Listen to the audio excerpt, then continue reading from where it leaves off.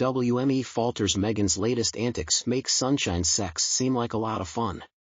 Greetings and a hearty welcome to Queen News Channel and Kate Middleton. This year hasn't been easy, and Meghan and Harry have made some really poor decisions. Meghan Markle seems to be missing Sunshine Sachses. She may be a narcissist, a malignant one at that, but it does not automatically make her wicked. Rather, we should think of her more as a cancerous tumor that is never going to stop growing.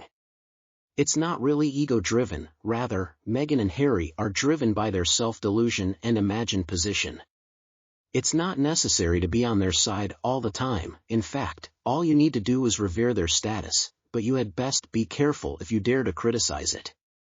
All of their key employees had press releases and publications back in August 2022 stating that they were bound by long-term contracts, and then all of them left within 4 months, along with Sunshine. So what precisely took place here? The book Finding Freedom goes into great detail about the hate-watching and reading that Harry engaged in for an average of 2 hours every day. There were even reports that Harry would become so enraged by what he read online about himself that he would essentially destroy the office from which they had been broadcasting. One person wrote about Harry interviewing a black leader and how he was always looking off-screen on the Zoom call.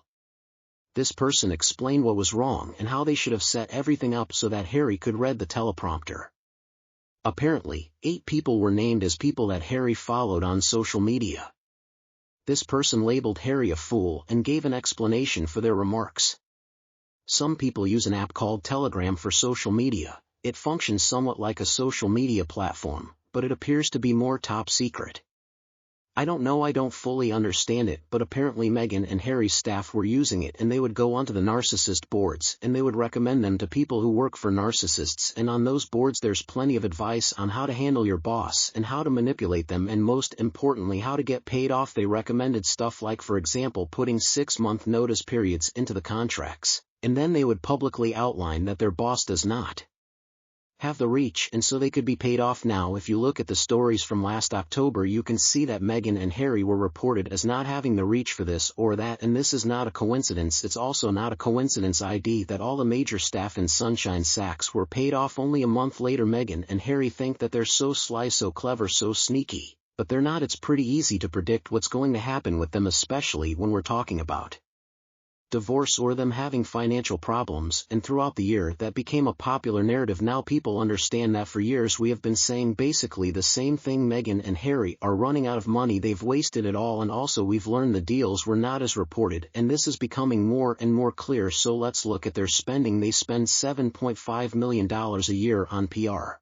$8.2 million a year on security, worth noting though the security is a whole package deal, and it also included car transportation anywhere in the Continental US. But anyway, they also spent $8.5 million on legal fees. They've got to pay their personal staff, they got to pay for hotels, private jets, taxis, taxes, etc. And that is all separate. The Netflix deal is still in development. They are not being paid $80 million just yet. Instead, they are paid producer fees on the projects they work on, and then the staff have got to be paid out the development fees by Netflix. Apparently this is standard when making a deal with Netflix. When everything is added up, Meghan and Harry need to be generating more than about $45 million a year just to keep up with their lifestyle. Their own account showed in 18 months they generated only $9.8 million excluding that book deal. This is merely basic maths, thus that's why so many employees left, along with Sunshine Sachs who fired them and security personnel who departed, all while continuing to insist they are in grave danger from the Taliban. The head of the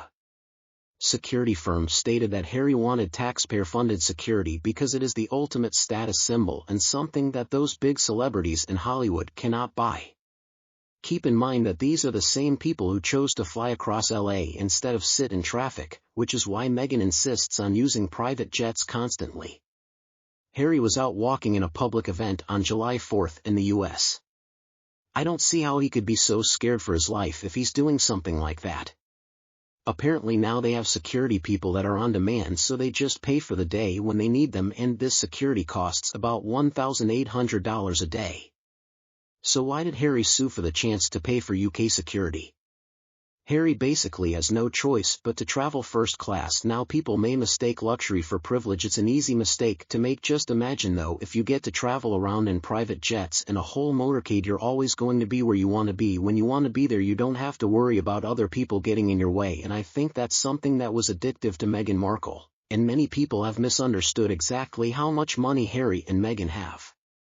Because of the Netflix deal and Spotify and the speeches, the bribes. I mean, Harry's speeches were so bad that even Trevor and made fun of them in the beginning. Harry was offered a lot of money for his public speaking engagements, but then he got up there and didn't make a bit of sense. Of course nobody's going to want to give him more money to make more public speeches. Now Obama makes $1 million per speech and Harry maybe could make half, but probably not even that at this point. And Obama did a lot of sketchy stuff when he was in office. I mean, I hate to say it, but it's true. The Pentagon can account for approximately a third of its money, and you know Obama pushed through the F-35, which is the most expensive military program ever. It's a lot more than the UK has spent on their military in their entire history. Interestingly enough, under Obama the Democrats ended up flipping the contributions, and they got more than the Republicans from the military-industrial complex. But of course it's just a coincidence that now the Democrats all of a sudden are pro-war and the Republicans are wanting more money. And I know it seems like I'm going off on a tangent here, but trust me, it is all related. So now we're in the world of political corruption, which Meghan of course is trying to get into, and we have to wonder why exactly do so many politicians head to Canada. Indeed, Canada is a beautiful country,